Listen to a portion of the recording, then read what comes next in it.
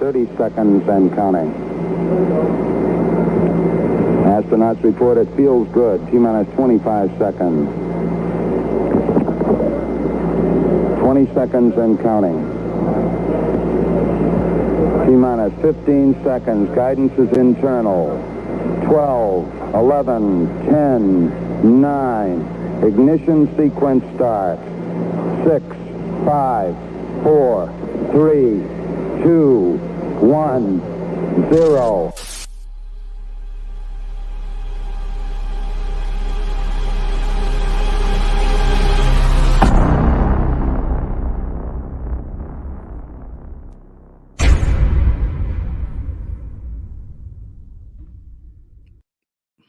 Oh, baby. What up, Buffalo Fanatics?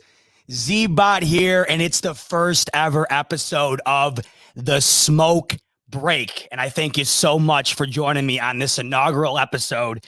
So I'll break down Smoke Break for you a little bit here before we get my main man, Rico, in here to talk Super Bowl and a variety of other things as the night goes on. So Smoke Break every Wednesday night, 8 p.m. right here, YouTube, Facebook, Twitter. Wherever you can find Buffalo Fanatics, you can find me on Wednesday night live. And the goal of this show, especially throughout the offseason, we're going to be talking Bills, the NFL in general, all around, of course, and then a variety of other different fun things as topics come up. It's the offseason, so there's going to be a variety of different things that roll through. So a lot of different fun topics that should be coming in and out as the offseason goes on. The fun thing about this show is each week, even though I'm solo, you're not going to see much of me solo because I'm going to be bringing on a new guest each and every week, whether that be a Buffalo media member, a Buffalo Fanatics member, a fan, a player, you name it. I'm going to have a variety of different guests on here each week. Keep it fresh, keep it fun, variety of different segments. So this is the first ever episode. So glad you could join me, and I look forward to hosting you throughout the rest of the year here on Buffalo Fanatics on Smoke Break. So as I mentioned, even though it is Smoke Break, you won't be seeing me smoking too much on here. Clearly, because of my voice, you've heard me smoke enough throughout my days. That's why I had to name it Smoke Break. The fans out there know I love smoking, right? That's what everybody says. So had to coin the name based on that. Won't see me smoking on air, but you'll be hearing it through the windpipes, as you like to hear so well every week. So as I mentioned, every week trying to get a new guest on here. There will be some repetitive ones, of course, because we have so much talent here at Buffalo Fanatics, but I couldn't kick this show off without having the face of Buffalo Fanatics content. If you don't know him by now, you've been living under a rock. And that, of course, is my main man, Rico, from the Rico Report, Buffalo Fanatics, bringing him on now. Rico, baby, thanks for joining me on the first episode of Smoke Break. How you doing tonight, my man? I'm good, man. I'm actually excited to be on my guy, Z-Bot. Yo, listen, man, the fans, they don't know. It's been a long time coming, and it's about time that you got your own damn show, baby. Let's go. You know what? I forgot to give you I forgot to give you your standing ovation. I told you I was going to get that figured out, Rico. My guy, I love it. Rico and I were talking yesterday. There's this Rode Procaster thing that I have, and he goes, man, I'm looking into getting this thing. And I go, dude, I have that thing. I have no idea how to use it. And he's like, what are you talking about, man? That thing's awesome. So finally I figured out how to use it, and had to give him the first standing ovation. No doubt. With the Rode Procaster. So I love it. Rico, show went well last night. Things are going good. How are you enjoying the offseason so far? I am enjoying the offseason, man. It's a different type of offseason because, like, we're in this case, we're usually either out of the playoffs or we just got bounced out of the first playoffs. Yep. And we're not used to, being talking like so deep into, like, I mean, like, we just 3 weeks ago we were in playoff talk, and we were talking about Bills football. Now we're in this type of, like, we got to save money and who we cutting and who. I mean, it's going to be fun, man. It's going to be fun. It's going to be a lot of fun. Well, we can't get into that stuff without first addressing the super chats. And these are my first super chats. So I can't thank you guys enough. These are the inaugural Smoke Break super chats. So shout out to D Handsome. He says, Z-Bot first show. Congrats. Appreciate you joining the show, D Handsome. That is very thoughtful of you to give the shout out. And we also have my man, Lucas Alanzani. Says, let's go Buffalo. Yes, Lucas, indeed. Thanks for joining me. and for the super chat. You never forget your first super chat. That's for sure. Lucas coming in again. He's got one for you too, Rico. He's stoked that both of you guys are out here man. tonight. Let's go. I'm excited, man. I'm excited. Appreciate you, Lucas, for joining, and appreciate everybody here. We got about 80 in here on YouTube. Let's get those numbers up. Make sure to hit that like button, share it. Let's get Smoke Break rolling. I know it's the off season, and everybody's like, man, more football? Of course, more football. It's a lifestyle. It's all off season. And even though the season just ended, we got plenty of content coming for you here on the Buffalo Fanatics. So we can't get quite into the offseason, of course, without talking about the Super Bowl. And we know that our main man, our boy, our brother for life, Tommy Brady, he goes ahead and gets his 7th. So on today's first segment of Smoke Break, the big question, what was your biggest takeaway from the Super Bowl, Rico? I'm going to roll the big question on this one, Rico, I think that's the one that we all look at as Bills fans watching a Super Bowl in which the Bills aren't in. It's what are you taking from this game that you just have as a general NFL fan? Clearly, you don't have much rooting interest here, or perhaps you do for betting reasons or personal reasons, whatever you may have. What's the one thing, Rico, you took away from the Super Bowl out of everything that went down on Sunday? You know what, though? I will tell you. Defense and running the ball. That's what I took away from this, because the last 2 to 3 years, it's all about throwing the rock. And the one thing I hate hearing is running backs are a dime a dozen. You can just get those anywhere, right? Hate that. I absolutely hate that. And it was prevalent this Super Bowl that you need a freaking run game and you need to play some defense. That's what stood out to me the most. Having one of the highest scoring offenses the last 2 to 3 years, only 9 points. Unbelievable. So defense and running the ball, that's the biggest takeaway I took from this game. So now a lot of teams are going to be I wouldn't say reshuffling things around or are readjusting, but you have no choice but to sit there and hold on a second. Maybe our run game needs to be improved. Maybe we need some pass rushers. Maybe we need an athletic linebacker. I mean, a lot of those things are being now put out there. So shoot, defense and running the ball, man. Welcome back. You know what, man? I'm not sure if that wasn't the greatest defensive performance of all time. If you look at a general scope of what that offense of Kansas City was capable of throughout the year, what they did to Buffalo, which, you watch that game, and Buffalo was by far undoubtedly a top 4 team in the NFL. Unquestionably, KC rolled them. It wasn't a game early on. To then go on to that game, a team in which they have already beat, a team in which Patrick Mahomes had 350 yards at the half, Tyreek Hill 200 yards in the first quarter. They score the 3rd lowest amount of points they're the 3rd team in NFL history, to not score a touchdown in that game. Ironically enough, 2 of them come against Tom Brady, the other one being the Los Angeles Rams game. But as you watch that game, did you really feel like, man, I might be watching one of the greatest defensive performances we've ever seen here? You know what? That didn't cross my mind. It didn't cross my mind, but it was impressive. Now, see, I have different interests in this and why it was interesting to me, because you had a cast-off head coach in Todd Bowles where they're like, you know what? You are the blame for the Jets' peril and the Jets not succeeding and so on and so forth. So guess what? Bruce Arians is like, come to me because I know that brilliant mind of yours. I know it very well. You're going to lead this defense. And so he did. So it was exciting to see that. Not only that, in light of Black History Month, you got a black coordinator, black offensive coordinator leading the way, leading men, right? And that's the stigma that we can't lead men, this, that, and the third. So it was just really nice to see. But defense is back, man. I like it. I loved every bit of it. So I'm very happy with that. And I love that point you bring up about the, it being spearheaded by 2 African-American coaches. The lack of representation within the NFL at the head coaching position has obviously been a major issue in regard to hiring African-Americans. To see 2 of them lead the way on defense and offense in this one was great. You have to think, if the NFL changed their protocol and said you can't hire a head coach until after the Super Bowl, you got to think that Leftwich and Flores both get a job after the Super Bowl. Thank you. And you know what? I mean, great point. You just nailed it. There's not much more to say about that. But at the end of the day, fam, we should at least let everything play out.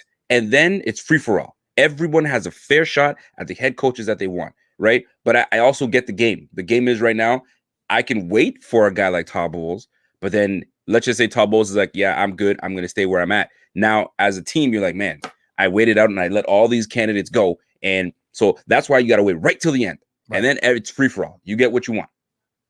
I personally think that the NFL should implement that protocol. It's a disadvantage to teams that move on, and it's also a disadvantage to teams who have coaches that are looking for a head coaching position. Absolutely. Clearly, Eric Bieniemy belongs as a head coach. This is now 3 years in a row where they find themselves in the AFC Championship or further.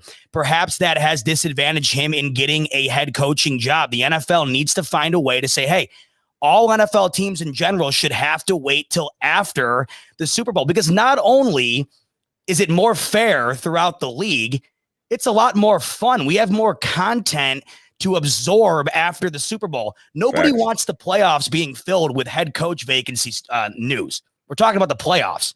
That's the key here. The NFL can get another month of top high-profile stories if they just said, hey, wait till after the Super Bowl. You can hire your coaches then, never beforehand. 100%. I mean, guys, like, listen, Brian Daboll. If we're gonna keep it a buck, Brian Daboll, had they waited, had they said, you know what, after Super Bowl, that is when things can commence. Brian Daboll is definitely not part of the Bills. He's probably a Chargers head coach. There's no buns about it. That's just what it is. But the fact that you've got to let these things play out. Now, part of me wonders, is he somewhat bitter that he has to stay?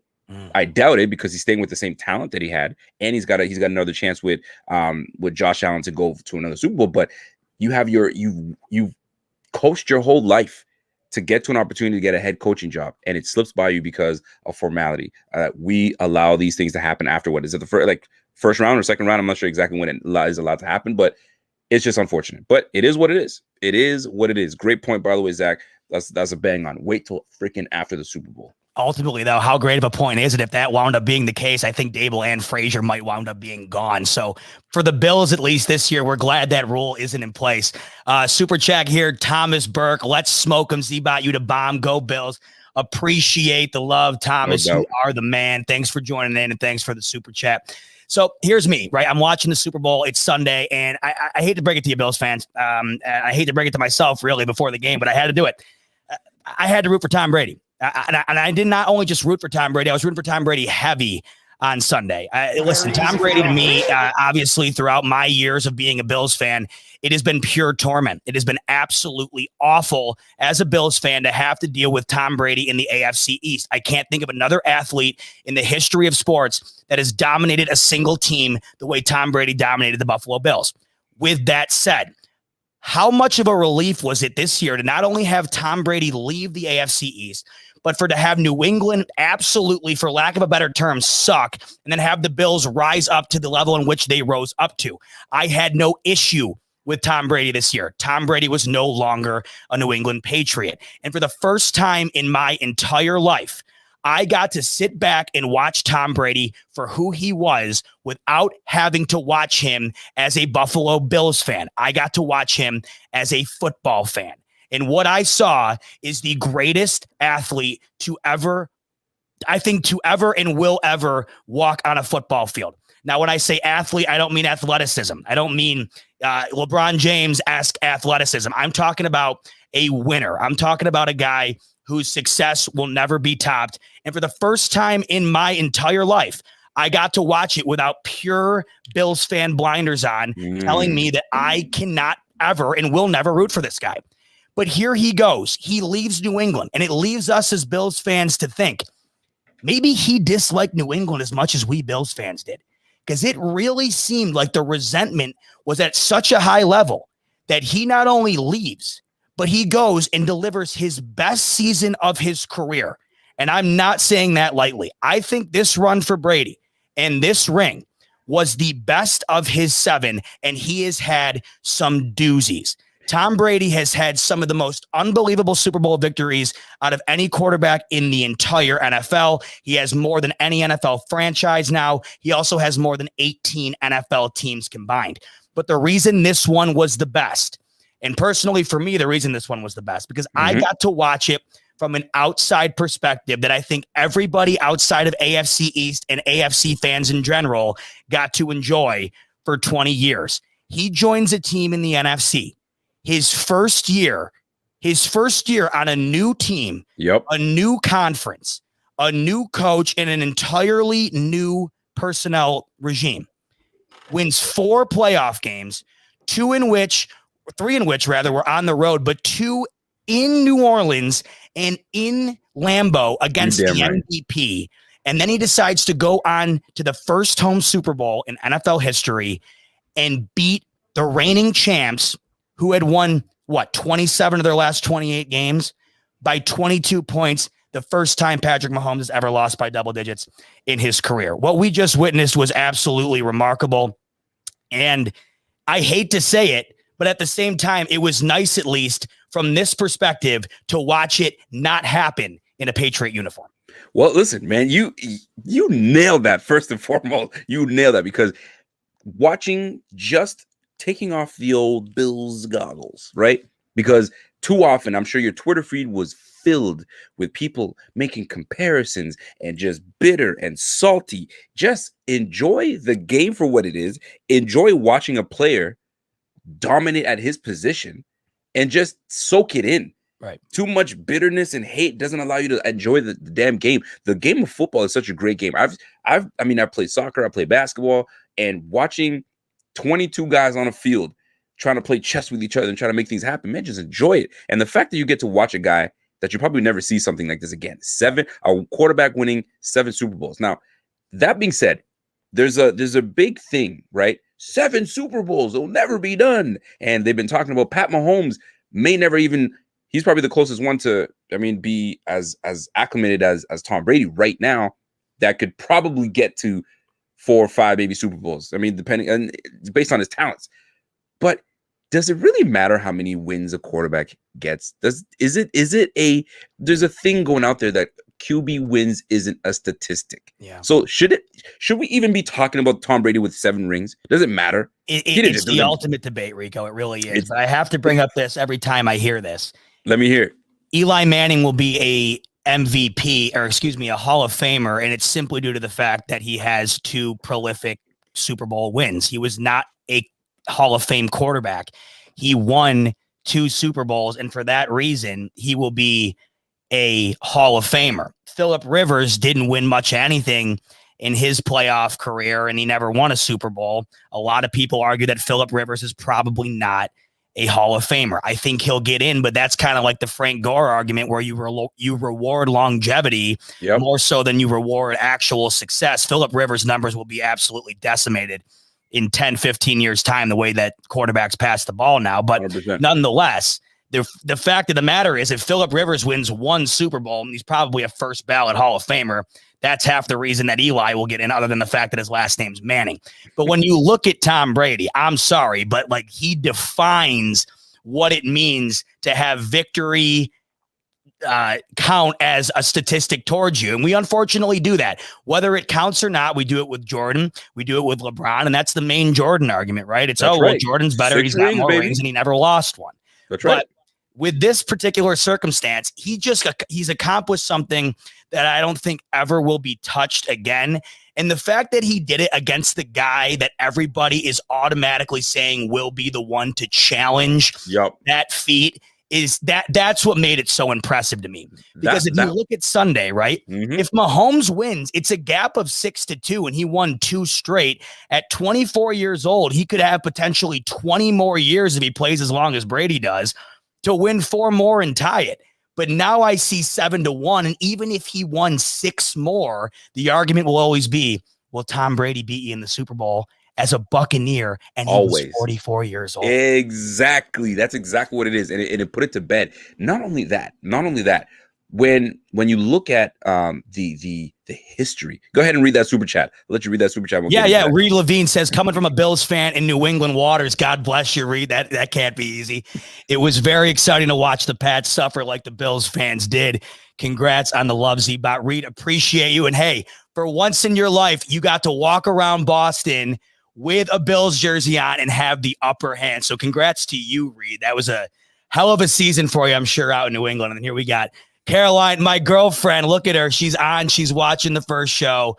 Congrats on the first show, Caroline. Love you, sweetheart. Thanks for watching. You are the bomb. But where were we, Rico? Because we were really getting into this here. We were. So let me switch gears. Let me switch gears a little bit because we're talking about Tom Brady and being 44 years old and him having the edge over that. You don't think that Tom Brady was sitting there wanting that? He was sending texts to each and every one of his players at 11 p.m. every single day before the damn Super Bowl in a 2-week span. We are going to win this thing. You think he wanted little Pat Mahomes to win it? Little frogman voice Pat Mahomes to win that thing? Hell no, he was not waiting for that. So let me tell you this. I'll tell you this much. When you have a GOAT of a quarterback and he's trying to cement his legacy, there's no way in the hell he was going to let that young buck try to take that shine away from him. Now he can sit there. Right? Remember the whole meme was this when he thought it was fourth. I thought it was fourth down. I know how quick the table turns. 4 playoff wins. Yeah. Now I got 4 playoff wins against prominent quarterbacks. Drew Brees, you know what I'm saying? Aaron Rodgers, and I took down Mr. Pat Mahomes, man. Look at man. Like, yo, you got to give the man his props. Props is given now. Does he come back and try to do the same thing? He's got a lot of free agents on that Bucs team. So we're about to find out how he's going to come back. And I hope he does come back because by then, Josh Allen will be seasoned. McDermott will have learned from his mistakes in here and there and be more aggressive. And if we can make it back to the Super Bowl against a Tom Brady, I don't give a damn how old he is, and we can take him down, even better. We may have that opportunity, Rico, before the Super Bowl. It's rumored that the Bills will play the Bucs Week 1 in Tampa on Thursday night. If you look at the Bucs schedule, their home schedule, it looks like a MAC conference schedule. It's unbelievably easy, except for the Buffalo Bills, of course. And if you look at it, it's the only game worthy of having an opening night primetime game. And what better storyline, of course, than Brady versus the former team that he used to roll in the Buffalo Bills. That's something to look forward to. The next time we see Brady coming off this championship could be against these Buffalo Bills. But let me preface something, because I know I lost a couple viewers as I went on my rant of how much I'll be honest, enjoyed Brady this season. They don't want to hear it. They don't want to hear it, and I understand it. And I can't preface this enough. I cannot say this enough. There is nobody throughout 20 years of watching the Bills struggle who wanted Brady gone more than me. And if you did not feel the same, then I can't help but question your Buffalo Bills fanhood. Think about what had happened this year and how it transpired. And just think about the fact that Tom Brady is no longer there. He's no longer our problem. And when I look at the Super Bowl matchup, why would I root for the guy who's no longer my problem? Why would I root for the guy in Patrick Mahomes? Why would I root for the coach in Andy Reid? Why would I root for what is supposed to be the next dynasty in the Kansas City Chiefs if that's not A, the team that beat us twice this year, one in which kept us from the Super Bowl, and 2, a team that clearly right now seems to be on this side of the gap where the Bills are right here? Why would I, as a Bills fan, root for them? It seems like they're emerging as the team that is the Buffalo Bills' next big foe. Their next big block in the road that they got to get around. The nice thing is the Bills are good enough. They were never good enough to get around the Patriots. Now they're good enough to get around, or at least I think can get around the Chiefs at some point. And what we saw on Sunday is that if the Bills can make some moves in free agency and the draft, if they can fix the points that need fixing in order to beat the Chiefs, the run game and the pass rush, this Bills team is right there. It's just going to take a little bit of time. It's going to take a little bit of addition on that roster. We're not far. We are not far. The great thing about this is we have a head coach in place, a head coach that, although all of Buffalo community trusts, we have a quarterback, a franchise quarterback that will be with us for years to come, bearing that he stays healthy, right? We've got the key pieces in place. We've got a top-notch corner. We've got a left tackle that is coming to his own and embraces the city of Buffalo. Right? Cornerstone left tackle. You got your quarterback. You got your corner. Right? So we just got to add a few more pieces and we're there. And what's on our side too is youthful pieces that are in key places. Ed Oliver's still coming into his own. I'm not quite sure he's there yet. Edmonds still young, 22, 23 years of old, 23 years of age, still coming into his own. So once it clicks for the guys that are youthful on our team, boy, we are going to be a problem to deal with. And guess what? The whole league is on notice because we went 13-3, swept the division. Yo, the eyes are on the Bills. The eyes are on the Bills. So I'm good. We'll just wait till we start piecing things together so we can start making our run again. ESPN, way too early preseason power rankings, has Bills number 2 right behind the Chiefs.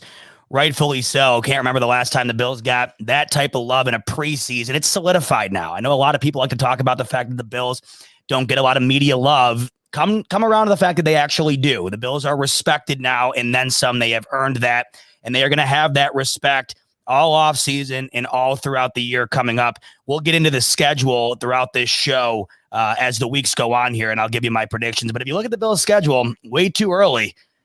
Favorable is putting it lightly, and I'm excited for that schedule. And we were seasoned for it. I mean, we just faced one of the toughest schedules that I've seen the Bills face in a long time. So bring it on. Bring it on. Any given Sunday, but the chances are on our side. So I'll take that.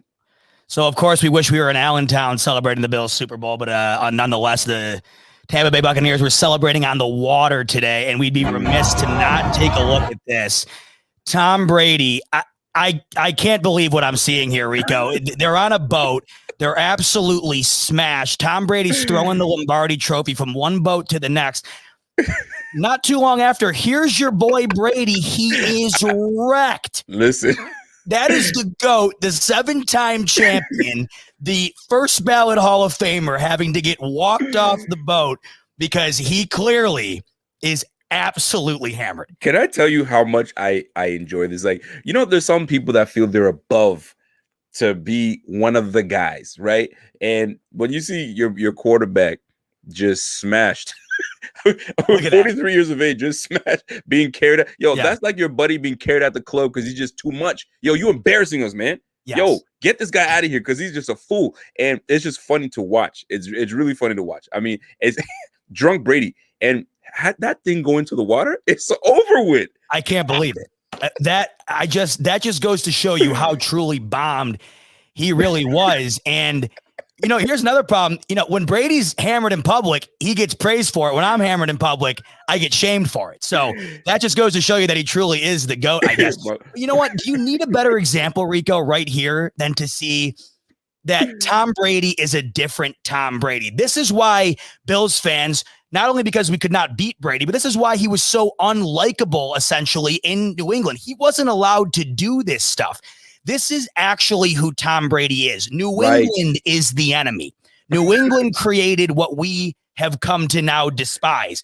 This is the true Tom Brady. And for once, I think it's refreshing to see that a guy who has earned the title of the GOAT, the guy who has earned the title of the best to ever do it, finally, in his 20-plus year career, gets to have a little bit of fun for a change. It's actually nice to see. It really is. It is nice to see. And I will say this though, when you see Tom Brady walking out like this, and you listen. By the way, Bobby, if you're listening, Pierre, if you're listening, New England is the enemy. That's the new shirt. That's it right there. Yeah, that is the new shirt. New England is the enemy. Okay, because I like Brady. He's a likable individual, but when he's with the New England Patriots, you want nothing to do with him or anybody there. Stephon Gilmore, I didn't really like him to begin with when he's with the Bills. And then when he went to New England, I despised him. I wanted nothing to do with him.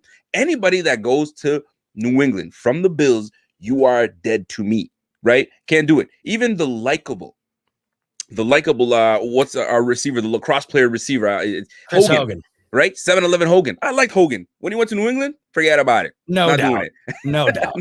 No doubt about it. But anyway, when you see a guy like Tom Brady, I hate to say it, but we have a quarterback that's kind of like that now. I was a little like, I guess people were saying I was a buzzkill earlier this week because Josh Allen did one of these. He was playing gaming. And he went like this. Oh, I saw it. What was your comment on it? You didn't dig it?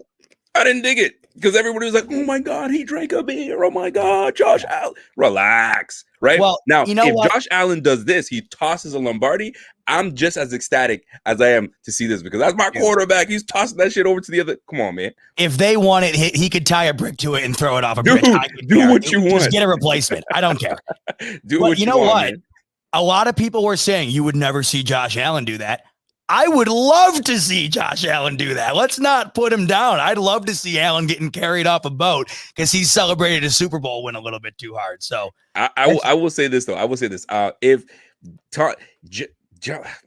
Josh Allen gives me the impression that he would somebody asked me a question today. Let me put it this way. I had one of my friends, actually one of my coaches from way back. He's a Steelers fan. And he asked me a question like, who on your team would be the one person that would text everybody and say, we're winning this thing? And I said, quintessentially, it would be Josh Allen. Josh Allen would be the guy to do that on our team. I don't see anybody else doing it. This guy rides for his team so damn much. I can see him doing everything Tom Brady. He's like a mini Tom Brady.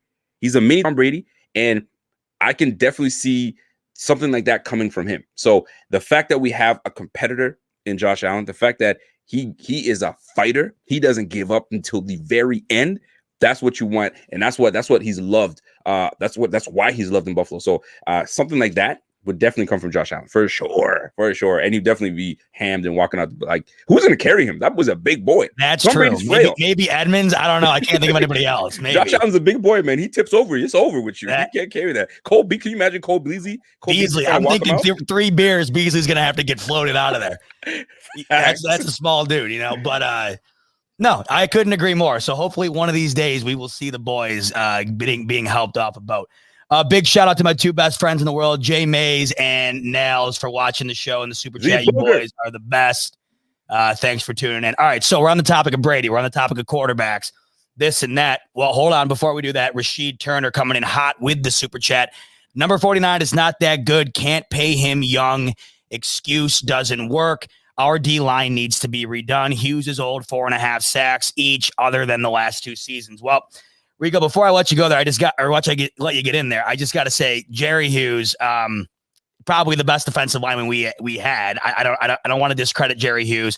I understand the impatience might be the right word for Tremaine Edmonds.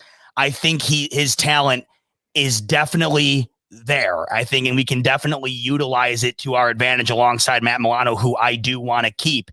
But I do think that half the problem with the linebackers this year was the fact that the penetration on the line wound up getting to the second level almost every single play. It's a tough one for me because I like you, right? I like Jerry Hughes. Jerry Hughes toned down the boneheaded mistakes that we all want to rip our hair out or scratch our head and go, Jerry, right? He toned it down. He's been our best lineman. When it comes to run support, he's there, right?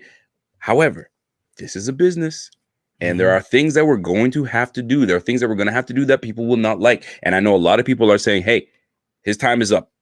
What we need him to do, and that's get the sacks, he's not doing enough of that. But sometimes it's not just about the sacks. It's about the pressure to create and to get your other guys involved. But at the end of the day, age is a factor.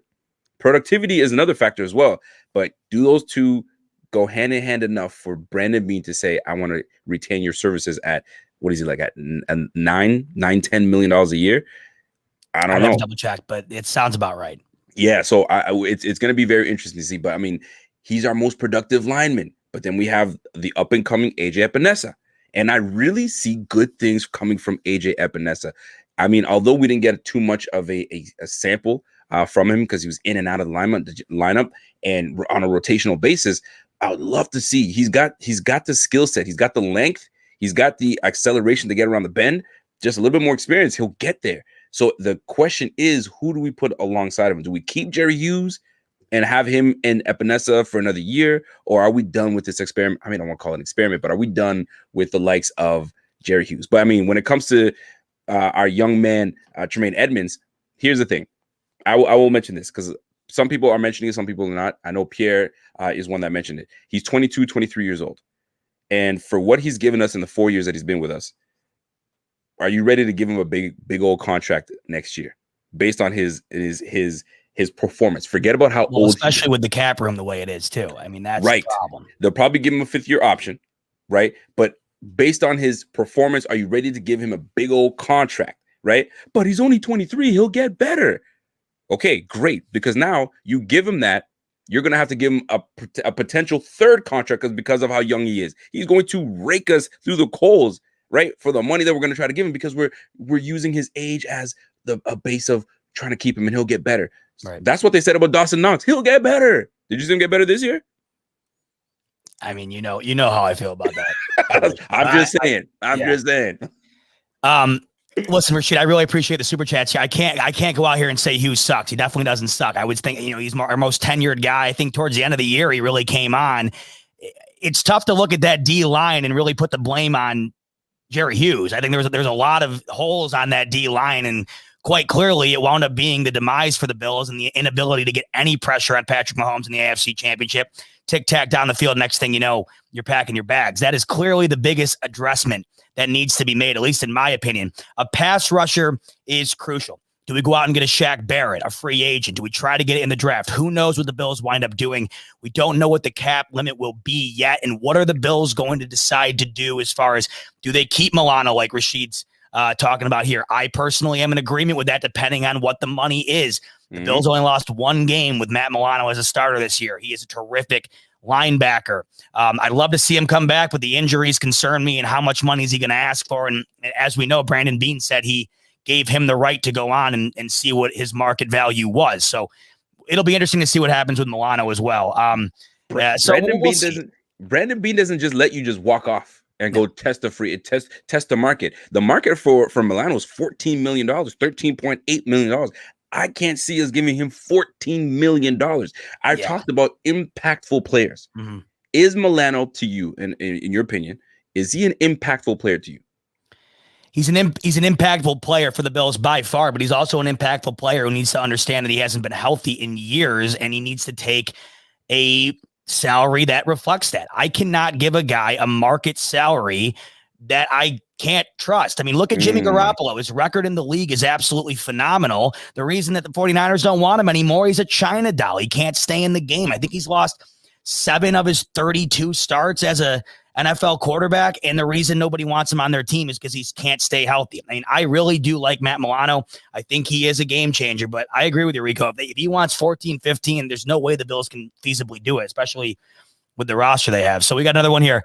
All right, Cardero Linder. Cardero. Oh, baby, he's getting in the waters here, Cardero. Tom Brady is Robert Horry of the NFL. Accomplished player, but not the GOAT. Tom Brady never dominated the league. Joe Montana is the GOAT. Joe undefeated in the Super Bowl and was dominating in the league. Well, it's easy to go undefeated in the Super Bowl, Cardero, when you only go to 4 and not 10. And he has 4 wins to Brady's 7. I think it's really tough to make that argument. Also, Joe Montana probably played with the greatest NFL player of all time at the wide receiver position. I think you could argue that Tom Brady, other than that year with Randy Moss, what was he really working with his entire career up until this year? Finally had some weapons. Look what the hell happened. He wins his 7. And Cardero, shame on you for alluding that Tom Brady is a Robert Horry. Robert Horry was a complimentary piece. I know that leader. Cardero, good for you. I give you props for pulling out the most random name of all time. And I love Cardero. Cardero's good for that. Cardero, I appreciate you sticking to your guns. If you have that thought process and you just don't want to let go of it, no matter what Brady does the rest of the way, good for you. Because you want to know what?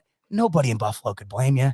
For God's sakes, nobody could blame you. I decided this year, you know what? For once in my life, I'm just going to not let this guy bother me and see what happens. And sure enough, there he goes. All right, so we're on the topic of Tom Brady. We're on the topic of quarterbacks. And Rico, this offseason has been a quarterback carousel. We already saw a huge move. Matthew Stafford to L.A., Jared Goff to Detroit. And there is going to be a lot of other movement. And right now there are 3 quarterbacks who have actively spoken out in one way or another, kind of throwing some shade on their organization. Deshaun Watson, of course, being at the top of that list. He wants out completely. But then there's 2 quarterbacks who we consider to be 2 of the all-time greats who are kind of in limbo as far as what their future holds. So for this next segment, we are going to enter into another segment of the Smoke Break Show, and that is a wrap. So around the league this offseason, it has been, where are quarterbacks going to wind up as far as the ones that we know might be on the trading block, might move teams? We know Carson Wentz might move. We know that obviously Matthew Stafford already moved. Jared Goff moved. We don't know if Drew Brees is going to retire. Who are the Patriots going to land? Is Miami going to make a move? I mean, you could go on for days here. Yep. But the one thing I think prior to the season that we might not have inferred was that Aaron Rodgers and Russell Wilson, two players who have not only been two of the greatest since they've come into the league, but two players who have been loyal to their team and define their organization. For sure.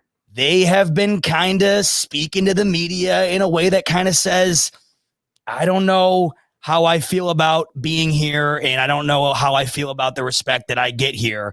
Here is Russell Wilson on the Dan Patrick Show talking about his future with the Seattle Seahawks and how he feels he's been treated in regard to making decisions within the organization that best benefit the team. Should the quarterback have in organizational moves? Veteran quarterback. Yeah, I think it depends on who it is. I think. Well, how about you? How much do you have any say in what Seattle does offensively with free agents or draft picks? I think that it's I think that ultimately, for me personally, I think that I want to be able to be involved, because at the end of the day, it's your legacy, it's your team's legacy, it's the guys you get to go into the huddle with, and at the end of the day, those guys you got to trust. When you think about, one of the reasons why Tom went to Tampa was because he felt like he could trust those guys, and Bruce was going to give him an opportunity. I think for every situation, you have to be able to go into a situation. You think about guys like LeBron. He was able to be around great players that he can trust. I think for me, anytime you bring free agents in, or other players, you want the best players, guys who love the game, guys you want to be a part of that. And as a player, you kind of know that. You get to be around Pro Bowls, you get to kind of see these guys, you get to be in the huddle with the linemen or receivers, or get to be around defensive guys. And so you kind of build that over time and get to see who can really play. As a player, you really know. Dancing so around, I think that relationship and that dialogue between, especially being a veteran player, that dialogue is really important. Yeah, but that's a long-winded way of not answering my question. Politician. Are you involved in personnel decisions? Have you been involved in personnel decisions? Not as much. I don't. I think that. Do you want to be involved, Russ? Yeah, I think it helps. I think it helps to be involved more. But I think that dialogue should happen more often, in my opinion. What do you make of CBS Jason La Canfora saying that Seattle had gotten calls for possible trade talks with you? Do you believe that Seattle has gotten calls?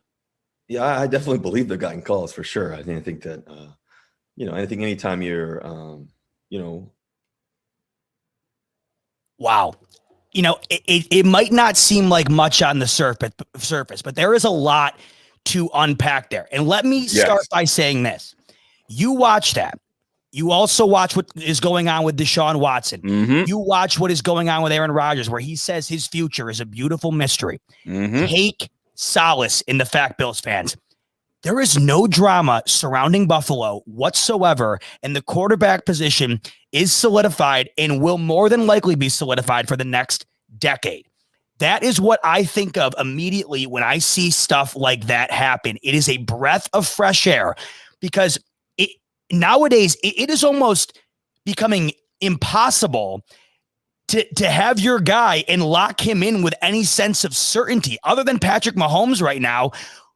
I can't think of anyone. Who would have thought that Aaron Rodgers and now Russell Wilson would be talking about, I don't feel like the staff here really trusts me enough to make decisions. I don't know if my future is certain here. How does Russell Wilson not know his future is certain in Seattle, the place that he has built into one of the best teams in the NFC over his career?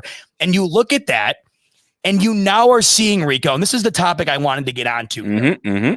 We saw this start in the NBA with LeBron. LeBron with the decision. Mm-hmm. And that opened up a can of worms that will never be put back into the can. It allowed other major league players to realize, wait a minute, it's not in the owner's hands. It's in my hands. I have the leverage.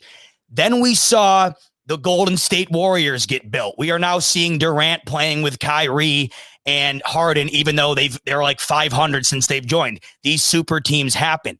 Tom Brady sets the precedent in the NFL last year. You could argue he's the first to do what happened in the NBA in the NFL. He said, I'm out of here. A guy who we thought would never not wear a New England Patriots jersey. I'm out of here. I'm going to go build a super team in a very nice town with no taxes, with a laid back coach and a bunch of players that want to play for me and will probably get paid next to nothing to do so. And I'm going to go win a championship. If you heard Russell Wilson in that clip, he said, Tom Brady goes out and he gets guys that trust him. And then you see Aaron Rodgers. They draft Jordan Love in the draft last year. They don't put anybody else around him in the draft to help him. He goes and loses to Brady. And now he's thinking, man, maybe, I don't know, maybe I'll go do the same.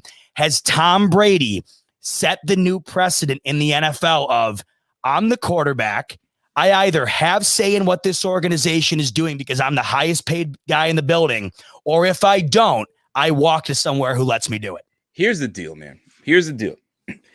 What you're seeing, and it started in the NBA. What you're seeing is players knowing their worth and knowing that this game doesn't go anywhere with your star players. It starts with the star players. You can't do what you want to do in this organization without me. So stop taking me for granted. That's what it's all about. Yep. These owners are taking these players like they're little pawns. I'm just going to move you around and do what I want with you. I'm going to cut you. I'm going to do this. Players are like, yo, fam, hold on a second. I'm supposed to be the leader of your team, and you're not involving me in this. Don't you want to win? Don't you want my input? I can tell you exactly what I want. But so I'm taking your vibe right now, Rico, is you are an advocate for quarterbacks sitting in the managerial room saying this is what we're doing. You absolutely right. You're absolutely right. If I trusted you to give you all this money to get me a championship, I'm paying for your services. This is what it is. At the end of the day, I'm paying for your services. Okay, well, if you're paying for my services, here's what I need. Right? Let me be involved because you guys might. I've got guys in place to get you the pieces that you need. But let me be involved in the conversation. Right? Tom Brady. Why do you think he left? First of all, they tried to ship him first and foremost. And then Kraft was like, not my son, not my baby boy. You got to get rid of him, right? So now you don't think Tom Brady's like, oh, Belichick, that's what you want to do? You want to get rid of me? All right, fam. So let me win you a couple more championships because that's exactly what they did. And then now he's like, I still know you don't mess with me. You wanted Jimmy Garoppolo. So you know what? Let me show you what I can do without Mr. Belichick. And he goes out the first year and does it. Deshaun Watson signed his contract. Most people are saying, hey, Deshaun, you just signed your contract. Shut your mouth. Fair. But you know what? Let me have say because you got rid of my receiver. You got rid of him for a bag of chips and David Johnson. And now you want me to go out there and go out with Devin Cooks. What's his name? Cooks. I said Brandon Cooks. And you gave me Will Fuller that was out. He only played 11 games. And a turnstile O-line. Defense is meh. And you want me, and I'm still giving you almost 5,000 yards. Let me have a say on who you bring in at least. My coach was a bum. Coach and GM. You got rid of him. So now let me have a say. If you want me to lead this franchise, let me sit with you guys and see what's going on. You can't just let me sit in the dark and just wait and you guys put out something on the field and then all of a sudden I get hurt like Dak Prescott, right? Dak Prescott was left off the Dallas Cowboys hype video that came out today. If you didn't see that. Taking your players for granted, right? Look what happened. Dak Prescott goes out. The Dallas Cowboys are some trash. They handled that terribly. Come on, man. So yes, to end my little rant, if you will, if you trust your players like a Russell Wilson, you don't think Russell Wilson is seeing what's going on around the league? The squeaky wheel gets the oil. Is that what the squeaky wheel gets the oil? So if he says nothing, if you are the franchise player, you say nothing, they will continue to do what they do. The minute you put a subliminal out there, I can't even say the word, subliminal out there, and now you start to hear the rumbles. Okay, now take me for real. Take me for real. Like I'm your quarterback. So if I want to have a say, if I'm saying these things, sit down with me and say, okay, what do you think? You think we should do this?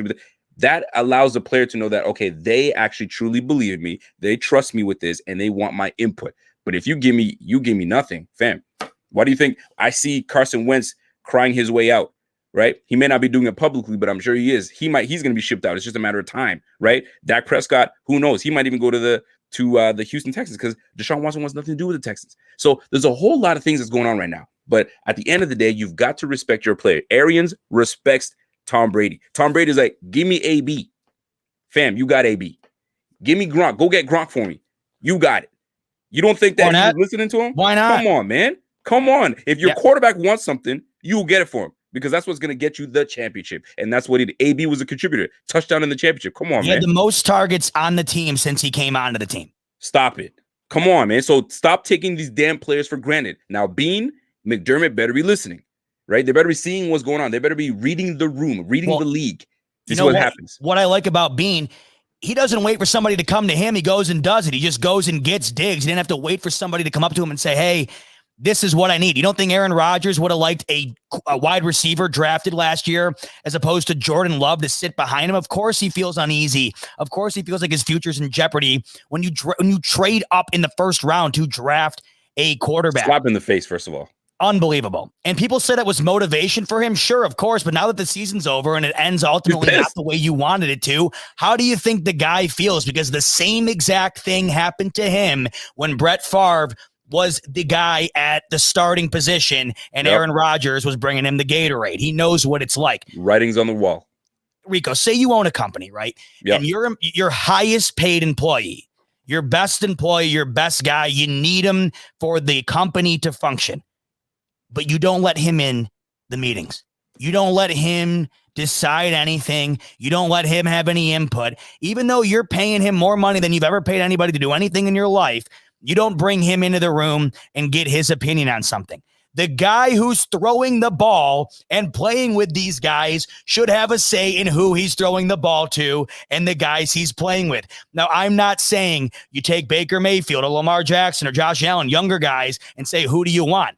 But when I see a Russell Wilson and Aaron Rodgers, and clearly what we saw with Tom Brady, these are seasoned veterans. These are guys who could basically be coaches in the league right now.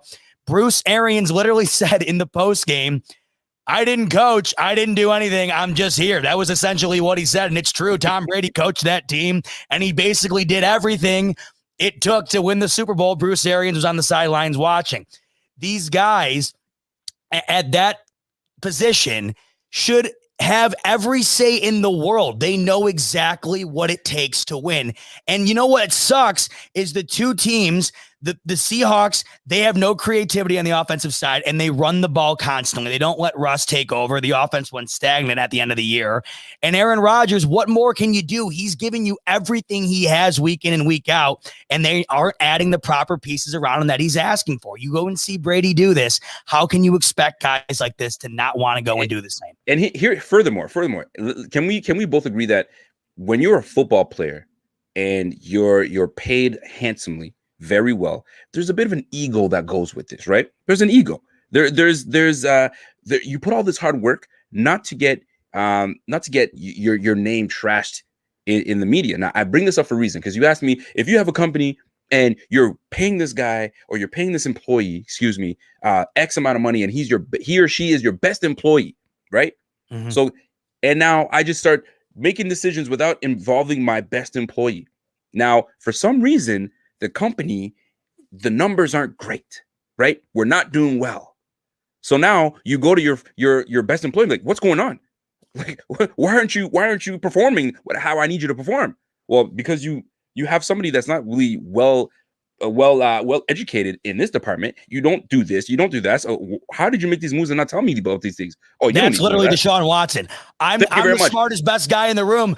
Wait a minute, okay. You got a preacher running the organization, and you just, like you said, you give away DeAndre Hopkins for a pickle and a side of chips. I don't know what you want me to do. Right. Let me go furthermore. So not only that, so now all of a sudden I'm being compared to a bag of chips and a pickle, right? And I'm like, well, that's not fair. My numbers are up here. Look at what I'm doing. It's these guys that aren't doing it, but you brought me these guys. And then you have the nerve to ask me why I weren't performing. So guess what? You want to perform? Allow me to sit at the table with you so I can help you, so we can help us. You trust me, right? Oh, of course I do. Well, then let me sit at the table. Whoa. You're asking for too much. You're asking for too much. Go and do what you're supposed to do. I'll provide for you. It doesn't work this way. Maybe back in the day it did. Now, these guys are much more educated. They see the game. Involve me in this so we can do this together. This is a team situation. right? You guys, the suits that are up there making these decisions, you guys are. I'm the one in the field. Talk to me. Let me get going, man. Come on. Y'all got me hyped up for this.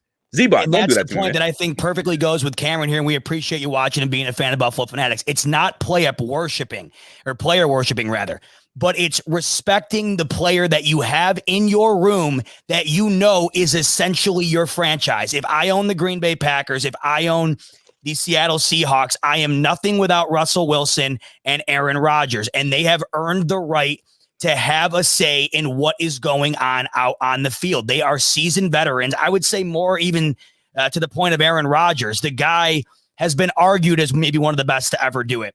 When you watch a guy like Brady go and do exactly what we're talking about and then win a championship, of course these guys are going to want to do the same. So that was the whole point of this segment. Essentially what I'm getting at here is Brady has set a new precedent. He has shown you there is a new way to win, and that's I'm going to do it my way. And there's a lot of players in the league who would love to come play for me. And you don't think there's a lot of players who'd love to go play for Russell Wilson and a lot of players who'd love to go play for Aaron Rodgers. I mean, for God's sakes, I know you were one of them. God bless you, Rico. People wanted Deshaun Watson to come to Buffalo even after Allen finished second in the MVP votes. That's how much that guy means to the league. So it's not that these players are scouts or GMs themselves. But if I'm doing a pickup basketball game or a pickup football game, and I've been doing it for 20 years, I know what I need and what I don't. And when I'm not getting it, especially like Deshaun Watson sees, where the organization is just an utter dumpster fire. It does not get worse than what's going on in Houston. It's either you get me the coach I want, which they didn't. They didn't even interview the coach that Deshaun Watson was requesting. It's about time you say, I'm in the prime of my career. There is no way that this is going to wind up working out in my favor. And I think we even saw J.J. Watt after their last game of the year say, I'm sorry we wasted one of your years. And that's one of the most positive and hardworking NFL players in the entire league. So it's a reality. You're with that. Scott Blakely is this is a comment that Scott Blakely is making that a lot of people agree with. Right. So I jump in there and then we can discuss that one. That's a good one. Yeah, so let's see. Scotty, you got guys, there is a balance. Players play. I agree with the input.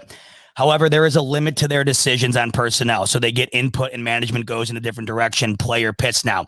I agree with you. If I go to management and the player says, we need this, this, and this, obviously that is not, that's not feasible. You can't just walk into the room and say, I want this, this, and this. What you should be able to do is be in on the meeting and have an dialogue. Input. What Russell Wilson basically just said is, I don't have any input at all. It's the Seattle Seahawks front office and Pete Carroll, and I show up to the first game, and whoever's around me is who's around me. If I got a guy like Russell Wilson or Aaron Rodgers, I want them in the room, and I want their input. That doesn't mean I want them running the team. That doesn't mean I want them making every single decision. I want their opinion on what they think might work best, because at the end of the day, those are the two guys that are putting fans in the stands and that are making the team as successful as they are. They deserve an input. Absolutely. And you know what? And that's how you end that segment with that, because at the end of the day, players aren't making decisions. Just allow me to voice my opinion. And if you don't like it and we can have dialogue, perfect. But at least allow me to sit at the table. Right. We'll wrap it up with another one from Rasheed. Man, you're on fire tonight, Rasheed. Thanks so much for all the super chats. I don't think the QB should have a say in talent acquisition. The QB shouldn't say in deciding who his boss is. Don't turn the NFL into the boring NBA. Now, that is a great point. The NBA has gone overblown with it. It's ridiculous. But unfortunately, the reality here is the quarterback has become the most important position in all of sports, no matter what the major league is. And they are also becoming the most paid and the most notable. When that happens, it's just human nature to be able to take that next step in power and say, now it's my turn to make things happen the way that benefit me. And I'm just saying here, I don't think it would be as obvious if Tom Brady literally didn't just lay the blueprint down. Tom Brady literally just spelled it out for us. And a guy like Aaron Rodgers, who right now would retire with one Super Bowl to Brady's 7, is looking at that saying, clock's ticking here. Father Time is undefeated. I only got so much longer to do it. That's the point here. So It's an interesting debate because at the It end of the day, definitely there is. are a lot of people who think they should have 100%. no say at all. There are a Right. lot of people who think they should have all the say in the world. I find myself at a healthy median. I think you do too, Rico, where it's like a guy like that, they should be in the room. They should have some say. 100%. Especially a guy that you paid to say he is the franchise. He's the face of the franchise. Yep. Well, the face of the franchise can't be in the dark. Let me sit at the table with you guys and hear what's going on. So it's been a great week, Rico, and we're going to wrap the show up with this. We had a lot going on this week, of course, not only all this stuff that we just talked about, but of course the Super Bowl and all that came with it. So let's end this show with the best thing you saw this week and the worst thing you saw this week.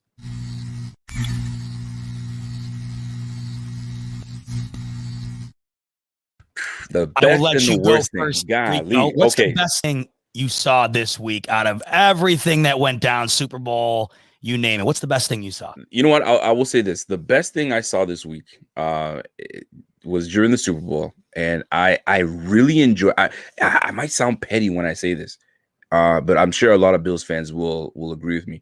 I quite enjoyed watching Pat Mahomes run for his life, get licked, get hit. It was refreshing to see. Because a lot of times, I mean, he is fantastic first and foremost, and I think it's a respect thing because the amount of times that he eludes tackles and he shimmies his way, and this time there was none of that. He was getting hit, and it was lovely to see because now it kind of, not saying that it created a blueprint or you saw the blueprint on how to get to Mahomes. That wasn't the case. It was just everything came together. But the fact that you saw him get hit, then you saw him get frustrated, and you saw him and you saw him just not be himself and still he put the numbers up. It was lovely to see just him under duress. Loved every bit of it. The worst thing I think I saw, I mean, there wasn't too many things that I didn't see. The worst thing I saw, I don't know. The one thing I didn't like, I'll just put it this way. They asked Pat Mahomes a question about like what happened or so on and so forth. And my guy threw his whole team under the bus. My receivers weren't where they're supposed to be. My linemen sometimes were blocking and sometimes we're letting guys through. Fam, if I'm your old lineman, yo, Pat, that's how you feel? I'm the receiver. I'm like, yo, Pat, really? I wasn't where I was supposed to be? How about, because this is what happens, right? Well, how about you stop running for your life? Or how about you put the ball where it's supposed to be? Because a lot of times Pat was throwing the ball, no duress, and they were in the dirt, right? Almost back in his college days. So it was weird to see it. I didn't like that. The fact that the franchise of your team is kind of throwing guys under the bus. Not a big fan of that. Rico, there's a reason you're my man. We are on the exact same level here. That's the worst thing I saw this week. So I'll start off with my worst thing I saw this week, which is exactly that. And I have the audio clip here. Everybody take a listen and make your own inference here as to what you think of Patrick Mahomes kind of delegating the blame of the game onto other people other than himself. Patrick, there was so much discussion about the offensive line today and how it was going to go against the Buccaneers pass rush. Just what did you see was the big issue in that regard, and just how did you try to counteract what they were doing in terms of the pass rush around the second quarter or so? Yeah, I just think we weren't on the same page as an offense in general. I wasn't getting the ball out on time. The receivers were running routes not exactly where I thought they were going to be at. And the offensive line, they did good. They were good at sometimes, and sometimes they let guys through. And when you're playing a good defense like that, you got to be on the same page as the offense, and we weren't today. And that's why we played so bad. Right here, my man Leo sums it up perfectly. Could you imagine? You couldn't, because it is not in him to do that. Josh Allen, when they win, everybody else was the reason they won. When they lose, it's solely on him. That is an unwritten rule in the NFL. That is what you do as the leader, the captain, and the quarterback. You take the blame. Damn and right. I just thought it was very shocking that after winning as many games as they had, I think that they had won 27 of their last 28 games under Patrick Mahomes, to lose one game in the Super Bowl after you won it last year and clearly the whole team wasn't clicking, to not just eat that like I think any other quarterback would and slightly throw shade at the line who is completely banged up. I mean, what did you expect? They were missing 3 starters. And the wide receivers who are the reason you are that good, you have perhaps the best tight end in NFL history and the fastest wide receiver to ever do it. You're going to toss shade there. I agree with you completely, Rico. I just thought. I didn't like it. I didn't like it at all. I really didn't. Like but what I did like about it, and I see Pierre in there, he's kind of saying he liked it. The reason I did like it is the same reason I liked, the other quarterback chaos we talked about in the last segment. It just makes me take a nice breath of fresh air knowing we're not dealing with that BS anymore. That's not in Buffalo. A lot of that, and the thing is, whenever you get these guys speaking candidly, and that's why a lot of these guys hate to go and sit and speak in front of the fans and the media right after a gut-wrenching loss or right after the big game, because your emotions are at its highest, right? You might say some next-level nonsense, and I think you love to take that back because now it's going to be replayed and replayed and replayed, and now like, yo, honestly, is that what you meant? So now he's probably got to go and make a statement. Hey, I apologize for what I said. I didn't mean it that way, and now you got to walk it all back. It's just unfortunate that he came out and said that. It's in bad taste. And I honestly, you've seen it. Sometimes I get, oh, come on, Josh, say something else. But at the end of the day, Josh is like, you know what? It's on me. I got to do better. I got to talk to the guys and we'll get better until next week, so on and so forth. Boom, done. Now, if you want to air somebody out in the locker room, do it. But like, yo, when you speak in front of the cameras, you got the mic in your face. Nah, man, that's not the move. Not the move. 100%. Rasheed, another one. You are on fire tonight with the super chats. Great. Go ahead, Rasheed. They did that like Michael Jackson style hologram for Vince Lombardi. Thought that was super cool. That was really cool how they had him in the commercial. I didn't see that. So he was in a commercial before the game started. And then all of a sudden he wound up on this like stage, this holographic stage at the stadium, giving one of his famous speeches. It was really cool. What I also thought was really cool was that girl, her playing the America the Beautiful or whatever it was with the guitar. Yeah. My God. Talent. But it was all top. The game, which was boring as hell, let's face it. It was not a very good game. How'd you feel about the halftime show? I agree, Adam. Wasn't a huge fan. Didn't love it. The best thing of all was my man right here. This, let me tell you what. Not only was this incredible. Talk about it. Because he had the guts to run out there. If you haven't heard the story by now, here it is. There was a prop bet in Vegas. Plus 750 for a streaker to run out on the field during the Super Bowl. This guy, if you're not a betting guy, that means you bet 100, you win 750. This guy right here bet 50 grand on somebody to streak out on the field. That won him $374,000. It would have been $375,000, but he used 1,000 of it to bail himself out. This guy is an utter genius. I don't care what you think of him. That dude, it's all about working smarter, not harder. And this guy just rewrote the book on that. Unbelievable. So do you know more of the story? Can I tell you more of the story? I'd love to hear absolutely all of the story. This very guy, he bet on himself. Yeah. It wasn't anybody. He bet on himself, but there was a decoy. Another guy ran out first to get these guys to kind of to go after him. So that was his opening. Took off his stuff, boom, took off onto the thing. So I'm like, that's genius. Now, you just opened the door for a whole bunch of other bets like that. Oh, well, that's the thing. I mean, I see some comments here. It's true. Are they going to pay him? I have no idea. Are they going to have that prop bet on the book next year? Guarantee they don't. Nonetheless, though, listen, I'm sorry, Vegas, pay up. There was no asterisk saying you can't run out on the field. Are they not paying? The bet down. The dude found a loophole, and you know how they say the house always wins. Well, you lost. This time you got had. I'm sorry. I think you got to pay the guy. Was that Vitaly? This guy is unreal. If Vitaly is a YouTuber, he's a prankster. He is known for doing that. If that was Vitaly, boy, that boy did it again. I think he had a shirt on that had that YouTube channel. I mean, nonetheless, even if the guy doesn't hit the bet, how much money is he going to make in YouTube revenue doing a video on that? I mean, oh yeah. I'm sure it's documented for sure. So is Vegas not paying? Is that what it is? Is that what's happening? They're investigating it, is what I'm hearing. There's no certainty as to what has exactly happened yet. The only thing we know is that guy has said he laid the $50,000 bet. That was the return. Last I read, it was under investigation. I wouldn't be shocked if they if they put the kibosh on. I have no Freaking idea. Vitali, man. Golly, this guy. Crazy. Well, hey, Rico, we just went through the gauntlet, my man. Three awesome topics, and 100%. we had a ton to talk about. You know, it's nice to talk about the Super Bowl when you have the season in the rear view and you can look forward to the upcoming year. It's nice to put that to rest and now move forward. And even though the game wasn't the best, you know, it was nonetheless, it was a Super Bowl in a pandemic that I don't know if a lot of us thought might happen earlier on in the year. The season came and went. All games were played. It ended on time. It was an awesome year, Rico, and we got a lot to look forward to. We have a lot to look forward to. I got to say something, man. Fellas, ladies, whoever's watching right now, didn't Z-Bot crush this show? He crushed this first show, man. Everything was on point, man. I'm proud of you, man. We knew this was going to happen, man. Good for you, Z-Bot, man. Yo, the smoke break? Awesome.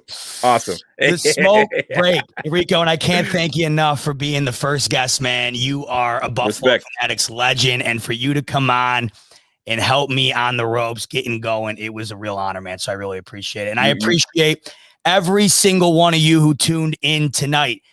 First show, first smoke break, and there's going to be a lot more of them every Wednesday, 8 p.m. live. Wherever you find Buffalo Fanatics, you'll find me on Wednesday night. And of course, don't forget, Rico, there's already no doubt you're going to forget him, or you're not going to forget him. Monday night, and then you do Friday with your wife, you said, right? Yeah, we chop it up with the wifey. She comes through, and we do some stuff, and we kind of keep it light. So basically every day of the week, you and me are talking off air. The one awesome thing about Buffalo Fanatics that sets us apart every day of the week, if you want content, you got content. Boom. Courtesy of the Buffalo Fanatics. And I am privileged to give you that Wednesday night live action, and I look forward to doing that as the weeks go on. So every Wednesday, make sure to keep it locked. Follow me on Twitter at ZachB22, and I will have updates about the coming shows, new guests, whatever. But in the meantime, thank you all for watching, and Rico, thanks so much, my man, for being on. We'll see you on the next smoke break. Take care, everybody, and be good.